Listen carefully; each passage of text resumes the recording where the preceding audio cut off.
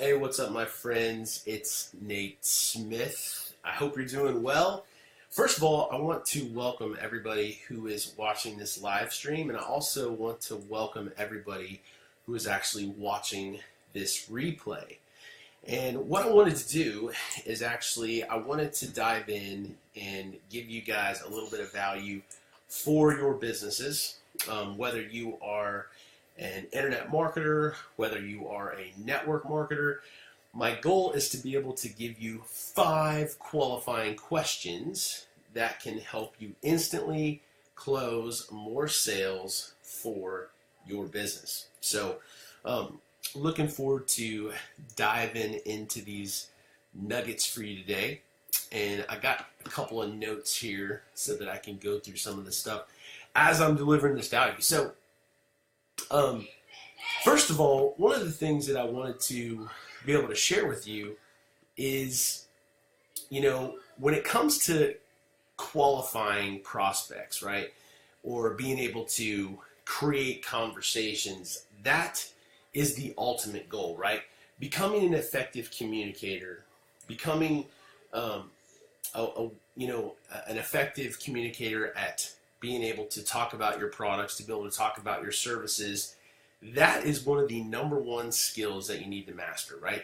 Being able to market effectively is all in the way that you come across, is all in the way that you are able to communicate your message, and being able to get people to be able to produce and then duplicate, right? That is the ultimate goal, especially when it comes into the network marketing arena, right? You want to be able to get people who are going to be self-sufficient leaders, if you will. And the goal is to also communicate effectively the products or services that you're promoting, right? And needless to say, no matter what you're doing out there, it's important to be able to attract the right people. And I think this is where most people go wrong. You see, most of the time, especially in the networking arena, most people are so desperate to try to recruit somebody that they go about it all wrong. And a lot of times they let their excitement cloud their judgment. And most people will waste days, months, even years trying to motivate the wrong people and hold their hands, and basically convince them every day or every month, oh, hey, it's awesome you're doing this, right? And here's the one thing to remember. A man or woman convinced against their will is of the same opinion still. My goal is to be able to give you some questions, right? The way to qualify prospects so that it ensures that you're focusing on the cream of the crop, if you will. Right? So when it comes down to this, you need to understand the psychology of prospecting. You need to understand the art of communication, and there's a science to it. And it's also knowing the right questions to be able to ask the people that you're communicating with effectively, right? And that's what we're going to explore on these 5 questions that I want to share with you, right? So, number one question to be able to ask whenever you're creating a conversation, right? And remember this. Don't think about, how can I start conversations, right? Think about how can I create conversations with people that I can learn more about them. And this formula that I want to give you is very important, because when you're able to effectively communicate with people and you're able to listen, you're able to diagnose and see areas in their lives where your product or service could be a solution, right? Whether it's the product or service itself, whether it's the byproduct, which is creating money, right? Our goal is to help people. And so the number one question that you always want to ask, whether you're starting a conversation on Facebook, whether it's actually in a live phone call, or whether it's in a face-to-face type of situation, is, is now a good time to talk? Or did I get you at a good time? And that's one of the things that I always ask people is, hey, did I catch you at a bad time? And this is a habit that I learned a long time ago, and I still consistently ask this Matter of fact, I was just on a call before I started this live video, and my buddy picked up, and I was like, hey, what's up, man? Did I get you at a bad time? It's just a habit now, right? And this particular strategy actually comes from a guy named Chris Voss. He is an XBI hostage negotiator. And, you know, when you're able to, first of all, ask a question that you're going to get a yes answer to, is that not the greatest way to start a conversation? Think about that.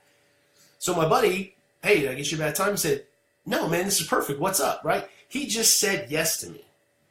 He said, yeah, absolutely. It's a great time, right? That person, whenever you ask that question, hey, what's up? Did I get you a bad time? Or when you run into somebody, hey, how you doing, man? Did I get you a bad time? What's going on? You know, is this a good time to talk? You're able to get them to say yes. And starting with a yes is one of the best things you can ever do. If someone says no to that question, whether it's on Facebook chat, whether it's on a phone call, whether it's face-to-face, you know, hey, did I get you a bad time? You know, actually, I'm in a hurry right now, you know, or I got the kids in the car. Say, that's absolutely fine. I look forward to talking. When would be a better time to connect? You know, when would be a good time to connect, right? So make sure that you're asking the right questions and getting people in the right frame of mind, right? When people say no, that means that it's no. It's awkward, right? It's not a good time for them to connect, so they're not going to be in the right frame of mind. So don't try to continue the conversation. This is like a major mistake that most people make, right? So the other thing to remember in the back of your head is people hate committing to things, right? This is one of the things to remember. Most of the time, people are afraid of commitment. So when you're able to speak to their subconscious and you're able to get them to understand why they're doing something, that is going to come from an emotional decision subconsciously, right? So, which leads me to question number 2, right?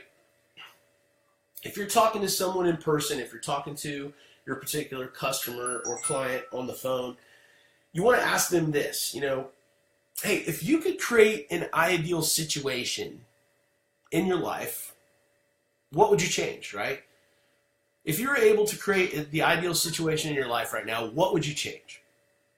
So this is a very good question to ask someone when you're getting into conversations with them, because it opens up the dialogue and it gets them basically to answer the question that you're asking and give you the information right from the source, right? This is a strategy actually done from a guy named Brian Tracy. So if you know who Brian Tracy is, he's a leader actually in the business world. But an open-ended question like this works in 2 different levels, right? The first one is to create a hypothetical situation to where your potential prospect, your potential client, is going to be able to subconsciously access, they're going to be able to imagine, and they're going to be able to focus on basically a dreamscape that you've given them, right? You know, if you could have an ideal situation of what you're, you know, of what you'd like to see right now, what would you change? What would it be? It helps them say, you know, well, you know, if I'm able to work from home, or if I was able to bring my wife home from work, whatever the situation be, this is where it's your time to listen, right? So this is a question that's a very good question to ask that's going to have these open-ended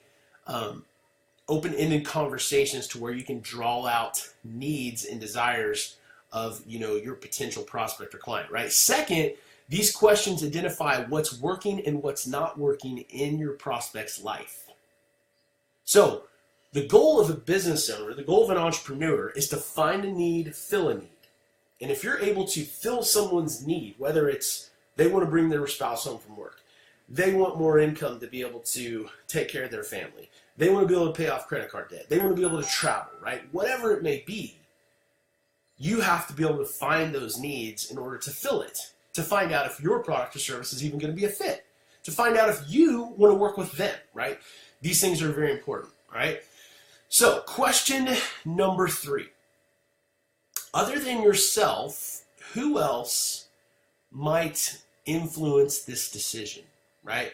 So this is a question to ask essentially when you're getting down to kind of like a decision-making time, right? You know, who else other than yourself might influence this decision? This is when you're looking for someone who is actually going to help sign on the dotted line, right? If you're presenting a particular product or service or opportunity to a husband and a wife, then you better try to sit down with both parties, because a lot of people don't. A lot of people don't. They'll try to talk to one and not the other, right? You want to sit down with both, because most of the time, one of them, you don't know who it is going to be able to make the influence and is actually going to say yes or no, right? So this is an oldie or a goodie. Matter of fact, this question comes from one of the master closers out there called Grant Cardone. I don't know if you guys know who Grant Cardone is, but he's pretty amazing, right?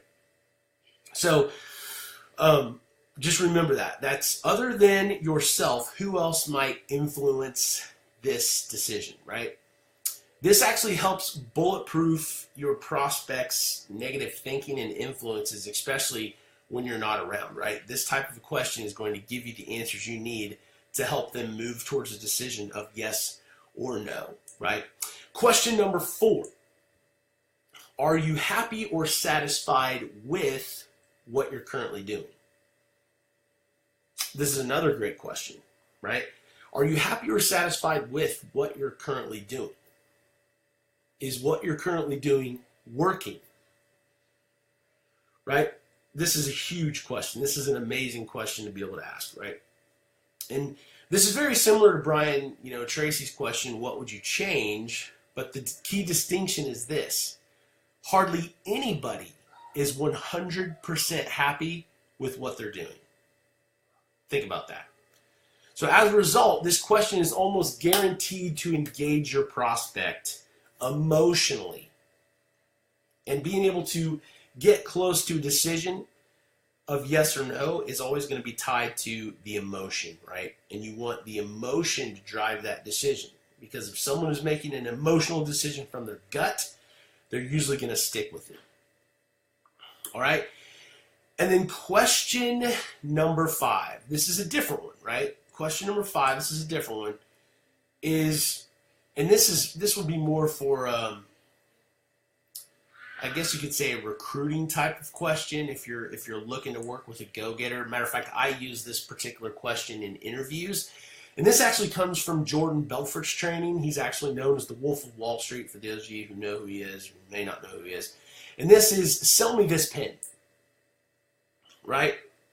Now, don't get me wrong, Jordan Belfort, had a knack for making shady deals, right? That's where everybody knows him from. But this is a go-to question, right? And it's not really a question at all. It's more a tactic, because the solid answer would actually be based on Zig Ziglar's answer that he gave to Johnny Carson many years ago on TV. And Zig Ziglar said this, well, how long have you been in the market for a pen? Ooh, think about that. That's good. That's good, right? How long have you been in the market for a pen? Or how much would you pay for this pen, right? The real insight that you glean by asking this question to a person is most people get this question wrong, right? Most people scramble, they freak out, and it's all about being able to see what the prospect is going to say, because you want to see how they're going to adapt to situations, right? And it's also a posture question, right? If I'm going to work with you, if I'm going to teach you how, to make commissions, if I'm going to teach you how to make money, sell me this pen. Do not forget the boldness of posture.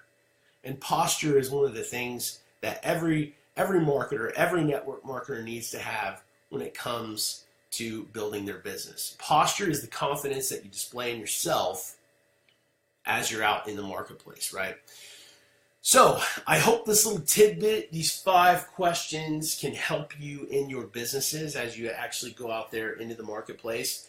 You don't have to use these particular questions in any order, but these are questions to remember that you can use inside of your sales presentations, inside of your marketing, or in your conversations to be able to generate some real results for your business. So I look forward to seeing you on the next live video. Appreciate you, and I'll talk to you soon. See you.